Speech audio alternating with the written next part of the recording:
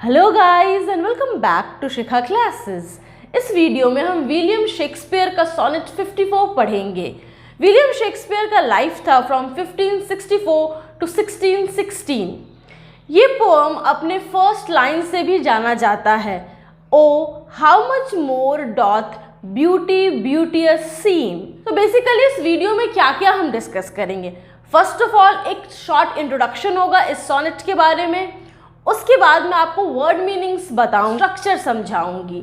Structure के बाद हम इसका लाइन बाय लाइन एनालिसिस करेंगे, उसके बाद राइम स्कीम डिस्कस किया जाएगा डिटेल में, एंड फाइनली जो लिटरेरी डिवाइसेस होते हैं, जो फिगर्स ऑफ स्पीच होते हैं, वो हम सब डिस्कस करेंगे। सोनेट 54 उन 154 सोनेट्स में से एक है जो कि English play right and poet William Shakespeare ने लिखा था। ये फर्स्ट ऑफ ऑल 1609 में पब्लिश हुआ था। विलियम शेक्सपियर ने जो 154 सोनेट्स लिखे हैं, तो कुछ उन्होंने अपनी डार्क लेडी को एड्रेस किया है, and some sonnets have been addressed to the fair youth. ये जो पोएम है, जो सोनेट 54 है, ये उसी फेयर यूथ को एड्रेस किया गया है। The theme that has been discussed in this poem is inner substance versus outward show. मतलब कि अंदर की खूबसूरती को कंपेयर किया गया, जो सिर्फ एक्सटर्नल ब्यूटी होती है, जो सिर्फ शो ऑफ के लिए प्रेजेंट होती है, उससे। इस पोएम में शेक्सपियर ने इसी बात को बताने के लिए दो एग्जाम्पल्स लिए हैं, एक रोज का और एक कैंकर ब्लूम का। रोज तो आप सभी लोग जानते हैं क्या होता है। कैंकर ब्लूम जो है वो एक तरह का वाइल्ड फ्लावर है, जिसे डॉग रोज भी बोलते हैं। सो कैंकर ब्लूम में दिखाया गया है इस पोएम में कि उसमें सुंदर तो वो होता है बहुत, लेकिन उसमें कोई खुशबू नहीं होती, मतलब कोई गुण नहीं होता। जो रोज है उसके अंदर एक खुशबू होती है, जिसकी वजह से वो मरने के बाद भी अमर हो जाता है, क्योंकि उसकी पंखुड़ियों से, उसके पेटल्स से परफ्यूम बनाया जाता है। लेकिन वहीं पे जो वाइल्ड रोज है वो कहीं अकेले में अनरिस्पेक्टेड मर जाता है। आप देखिए कि ये कुछ वर्ड्स है जो मुझे लगे कि शायद आपको डिफिकल्ट लगेंगे, उसकी मीनिंग यहाँ पे मैंने मेंशन कर दी है। Now it's turn for summary. Poem में बहुत ही फिगरेटिव लैंग्वेज को यूज करके पोएट ने दो अलग अलग तरह के फ्लावर्स के बीच में कंपैरिजन ड्रॉ किया है। Canker bloom also known as dog rose, ये फ्लावर खिलता है, बहुत सुंदर होता है, पर इसके मरने के साथ साथ ही इसका अस्तित्व खत्म हो जाता है, इसका एग्जिस्टेंस फिनिश हो जाता है। रोज के मरने के बाद भी उसकी स्मेल उसे जिंदा रखती है, उसे इमॉर्टल बनाकर रखती है। जिस तरह से रोज मरने के बाद भी नहीं मरता, उसी तरह से ये फेयर यूथ के अंदर इतनी क्वालिटीज हैं कि ये मरने के बाद भी नहीं बनेगा। वो जो पोएम उन्होंने लिखा है उस फेयर यूथ के लिए, वो पोएम फेयर यूथ को मरने के बाद भी अमर बनाकर रखेगा, इमॉर्टल बनाकर रखेगा। इस तरह से शेक्सपियर ने पोएट्री को इमॉर्टलाइजेशन का पावर दिया। Now we shall discuss structure. Sonnet 54 एक इंग्लिश या फिर हम कह सकते हैं शेक्सपियरियन स्टाइल ऑफ सोनेट में लिखा हुआ है। एक्चुअली सोनेट क्या होता है, इसके कितने टाइप्स होते हैं, अगर आपको जानना हो तो लिंक डिस्क्रिप्शन में है, आप उसे देखिए और आपके सारे डाउट्स क्लियर हो जाएंगे। इंग्लिश या हम कहें शेक्सपियरियन सोनेट, वो 3 क्वार्ट्रेन्स और एक कपलेट के फॉर्म में 14 लाइन्स अरेंज्ड होते हैं। तो आप जानते ही हो कि हर एक सोनेट में 14 लाइन्स होते हैं। क्वार्ट्रेन मैंने वर्ड यूज किया। क्वार्ट्रेन मतलब एक स्टैंजा जिसमें 4 लाइन्स होते हैं। सो एक शेक्सपियरियन सोनेट में 3 क्वार्ट्रेन्स होते हैं और एक कपलेट, यानी एक 2 लाइन वाला स्टैंजा। हर शेक्सपियरियन सोनेट के जैसे सोनेट 54 भी आयम्बिक पेंटामीटर में लिखा गया है। आयम्बिक पेंटामीटर क्या होता है, अगर आपको डिटेल में जानना है तो वीडियो मैंने बनाया है, उस पर लिंक डिस्क्रिप्शन में, आप उसे विजिट कर सकते हैं। द पॉइंट इज कि पेंटामीटर मतलब हर एक लाइन में 5 फीट होंगे और हर एक फुट में 2 सिलेबल्स होगा, जो कि वीक फिर स्ट्रॉन्ग इस तरह अरेंज्ड होगा। एक वीक सिलेबल, फिर एक स्ट्रॉन्ग सिलेबल, फिर एक वीक, फिर एक स्ट्रॉन्ग, इस तरह से 5 टाइम्स होंगे। हाँ, इसके 2 लाइन्स ऐसे हैं, 6th और 8th लाइन, जिसमें कि एक फेमिनिन एंडिंग है, मतलब कि लास्ट फीट का जो स्ट्रॉन्ग सिलेबल है उसके बाद एक वीक सिलेबल भी यूज हुआ है। हर शेक्सपियरियन सोनेट की राइम स्कीम होती है AB, CD, EF and GG। So this is the first quatrain. How much more doth beauty beauteous seem, वो सुंदर चीज़ और कितनी सुंदर दिखती है। कोई इंसान है वो सुंदर है, वो और बहुत सुंदर दिखता है किस चीज की वजह से? तो अगर उसके अंदर सच्चाई नाम का वो गहना हो, जिस तरह से गहने हमें सुंदर बनाते हैं, ठीक उसी तरह से सच्चाई, ट्रूथ, ऑनेस्टी, इंटेग्रिटी, ये सारे गुण जब इंसान के अंदर होते हैं तो वो भी एक इंसान को सुंदर बनाते हैं। हम कह सकते हैं यहाँ पे मेटाफर यूज हुआ है। The rose looks fair but fairer we it's deem for the sweet odour which doth in it live. Poet ये बोल रहे हैं कि जो रोज है वो फेयर दिखता है, मतलब एप्रोप्रिएट दिखता है, सुंदर दिखता है, लेकिन और भी हमें सुंदर लगता है, फेयरर मतलब और भी ज़्यादा सुंदर लगता है। डीम वर्ड का मतलब जैसा मैंने आपको बताया कि किसी चीज़ को कंसिडर करना, जज करना, मतलब कि उस रोज़ को हम, वो तो सुंदर दिखता ही है पर वो हमारी नज़रों में और भी ज़्यादा सुंदर है। जो इम्पोर्टेंस सिर्फ उसको उसकी सुंदरता की वजह से मिलनी चाहिए थी, वो उससे भी ज़्यादा हमारे लिए इम्पॉर्टेंट है। क्यों? क्योंकि उसके अंदर एक गुण रहता है, वो गुण है उसका स्वीट स्मेल। थर्ड लाइन में एलिटरेशन यूज हुआ है, फेयर एंड फेयरर, जो स्टार्टिंग साउंड है वो सेम है। दूसरी बात ये है कि इस क्वार्ट्रेन में इंजैम्पमेंट एक लिटरेरी डिवाइस होता है, वो भी यूज हुआ है। मतलब क्या कि जब हम पोएम के एक लाइन से दूसरे लाइन में चले जाते हैं पर सेंटेंस फिनिश नहीं होता है, जैसे कि फर्स्ट और सेकेंड लाइन में इंजैम्पमेंट यूज हुआ है, क्योंकि यहाँ पर देखिए फर्स्ट लाइन फिनिश हो गया है, हम सेकेंड लाइन में चले गए पर सेंटेंस जो है वो फर्स्ट लाइन में फिनिश नहीं हुआ, वो सेकेंड लाइन तक गया, इसलिए इसे रन ऑन लाइन भी बोलते हैं और इंजैम्पमेंट भी बोलते हैं। मीन जो सेंटेंस ओ से शुरू हुआ था वो फाइनली गिव पे खत्म हुआ, और इसलिए आप देखिए जो एक्सक्लेमेशन मार्क है वो गिव के बाद लगा है। ये तो क्लियर था कि ओ से चूंकि सेंटेंस शुरू हुआ, दैट मीन्स ये एक एक्सक्लेमेटरी सेंटेंस है, और वो mark of exclamation second line के लास्ट में लगा, यानी कि सेंटेंस सेकेंड लाइन में फिनिश हुआ है। दैट्स वाई हम कह सकते हैं कि इंजैम्पमेंट फिगर ऑफ स्पीच यहाँ यूज हुआ है। Now this is the second quatrain, और इस स्टैंजा में कैंकर ब्लूम्स का जिक्र हुआ है। The canker blooms have full as deep a dye as the perfume tincture of the roses. Perfume tincture of the roses का मतलब है वो गुलाब जिसमें कि बहुत ही खूबसूरत एक स्मेल होता है, बहुत ही अच्छा स्मेल होता है, जिससे कि परफ्यूम्स भी बनाए जाते हैं। तो टिंक्चर वर्ड का मतलब होता है जब आप किसी प्लांट या एनिमल के एक्सट्रैक्ट को इथाइल अल्कोहल में यानी इथेनॉल में डिसॉल्व करते हो।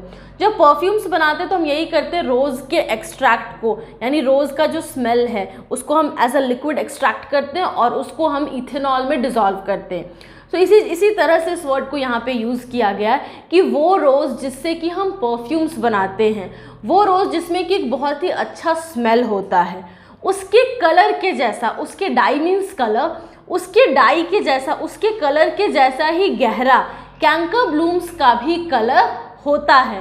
Hand on such thorns and play as wantonly when summer's breath their masked buds discloses। Further poet canker bloom और रोज के बीच और सिमिलैरिटी ड्रॉ कर रहे हैं। वो बोल रहे हैं कि जो थॉर्न्स भी होते हैं, रोजेज में कांटे होते हैं, थॉर्न्स होते हैं, ठीक उसी तरह से कैंकर ब्लूम्स में भी कांटे होते हैं। वैंटन वर्ड का मतलब होता है कॉजिंग सेक्सुअल एक्साइटमेंट, या फिर लस्टफुल भी मीनिंग होता है, अनडिसिप्लिन्ड, मिस्चिवस, ये सभी उसके मीनिंग होते हैं। तो इसका इंटरप्रिटेशन हम अलग अलग तरीके से कर सकते हैं। तो फर्स्ट जो मैंने इंटरप्रेट किया है इन लाइंस को वो ये है, कैंकर ब्लूम में भी कांटे होते हैं गुलाबों के जैसे ही।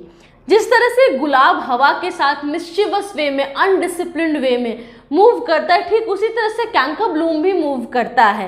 क्योंकि वैंटन वर्ड का एक सेंस सेक्सुअल एक्साइटमेंट भी है, तो इसे हम रिप्रोडक्शन से कनेक्ट कर सकते हैं कि जिस तरह से रोजेस रिप्रोड्यूस करते हैं, ठीक उसी तरह से ये भी रिप्रोड्यूस करता है, डॉग रोज भी रिप्रोड्यूस करता है, लेकिन उनमें डिफरेंस है, and that is the difference of their inner beauty. Rose में इनर ब्यूटी होती है, एक स्मेल होता है, लेकिन कैंकर ब्लूम में ऐसा कुछ भी नहीं होता है। When summer's breath their masked buds discloses, जब समर ब्रीथ करती है, जब समर सीजन आता है तभी दोनों फूल की कलियां जो है वो खिलती हैं और तब जा करके उनका कलर पता चलता है एग्जैक्टली, और दोनों लगभग एक ही जैसे खूबसूरत होते हैं।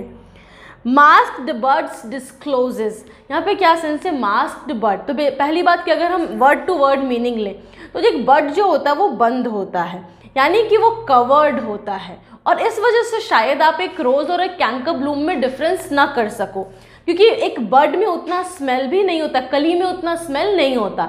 लेकिन जब समर सीजन आता है और दोनों ही फूल खिलते हैं, तब जाकर के उन दोनों के बीच का डिफरेंस अच्छे से पता चलता है। या फिर स्टैंजा के लास्ट की 2 लाइंस को हम इस तरह से भी इंटरप्रेट कर सकते हैं कि कोई इंसान हो सकता है बहुत खूबसूरत, तो वो किसी को अट्रैक्ट कर सकता है, लस्टफुल वे में किसी को अट्रैक्ट कर सकता है, बट जब वो जिस दूसरे आदमी को अपनी तरफ अट्रैक्ट किया है, सेक्सुअल एक्साइटमेंट दिया है, अगर वो इंसान उसके करीब आता है और तब जा कर के उसे इसके इंटरनल वैल्यूज़ के बारे में पता चलता है कि इस इंसान के अंदर कोई गुण है ही नहीं, इस इंसान के अंदर कोई वर्च्यूज़, कोई क्वालिटीज़ नहीं हैं, तो फिर वो उससे दूर चला जाएगा। दैट मीन्स कि आपके पास अगर एक्सटर्नल ब्यूटी है तो मे बी कुछ समय के लिए आपके पास कोई अट्रैक्टेड होके आ जाए, बट उसे अपने पास रखने के लिए आपके पास एक इंटरनल वैल्यूज होनी चाहिए। इस स्टैंजा में भी इंजैममेंट यूज हुआ है। 5 और 6 लाइन को आप देखिए तो सेंटेंस 5th लाइन में शुरू हुआ है, पर वो 5th लाइन के एंड तक खत्म नहीं हुआ, वो 6th लाइन में कंटिन्यू किया है। This is the 3rd quatrain. But for their virtue only is their show. They live unwooed and unrespected weighed. So यहाँ पे ये देयर दे किसके लिए यूज़ हुआ है? ये यूज़ हुआ है कैंकर ब्लूम्स के लिए, डॉग रोज के लिए, या फिर इनडेप्थली हम बोले तो ये उन लोगों के लिए यूज़ हुआ है जिनके पास सिर्फ एक्सटर्नल ब्यूटी होती है, सिर्फ एक एक्सटर्नल शो ऑफ करने के लिए खूबसूरती होती है। मीन्स कैंकर ब्लूम जैसे फूल और वैसे लोग जिनका वर्च्यू, जिनका गुण सिर्फ उनका शो है, वो अनवूड रहते हैं, मतलब कि दे लैक एनी अफेक्शन, उन्हें कोई प्यार नहीं करता, और अनरेस्पेक्टेड वे में ही वो वेड का एक सेंस है फेड से, अनरेस्पेक्टेड वे में ही वो फेड कर जाते हैं, वो धीरे धीरे खत्म हो जाते हैं, मर जाते हैं। डाई टू देमसेल्व्स, खुद में ही अकेले ही वो मर जाते हैं। Sweet roses do not so, sweet roses के साथ लेकिन ऐसा नहीं होता। मीन्स वो लोग जिनके अंदर कुछ इंटरनल क्वालिटीज होती हैं, वैसे लोग, वैसा जो फूल है स्वीट रोज, वो अकेले में नहीं मरते, उनका कोई रिस्पेक्ट नहीं करता, ऐसी बात नहीं है। क्योंकि वो जब मरते हैं, जब उनका स्वीट डेथ, उनके डेथ को भी ऐसा पोएट ने दिखाया जैसे कि उनका डेथ भी एक स्वीट हो, जैसे कि डेथ भी वैसे अच्छे लोगों से, वैसे खूबसूरत फूल से मिल करके वो भी स्वीट हो गया हो। So what the poet is trying to say कि उन रोजेस के मरने के बाद उनके पेटल्स से बहुत ही अच्छे स्मेल वाले परफ्यूम्स बनाए जाते हैं। And then the final couplet, जिसमें कि अब उस फेयर यूथ का जिक्र होगा। And so of you beauteous and lovely youth, और ऐसा ही तुम्हारे साथ भी होगा। मीन जो वो लास्ट क्वाट्रेन है, उसका जो लास्ट लाइन है, जो वहाँ वो रोजेस के बारे में बता रहे हैं कि रोजेस के मरने के बाद उनसे बहुत ही खूबसूरत परफ्यूम बनाया जाता है, बहुत ही स्वीट स्मेलिंग परफ्यूम बनाया जाता है। ऐसा ही तुम्हारे साथ भी होगा ब्यूटियस एंड लवली यूथ। उस यूथ को वो एड्रेस कर रहे हैं कि तुम एक बहुत खूबसूरत से यूथ हो, तुम्हारे साथ भी बिल्कुल उस रोज़ के जैसा ही होगा।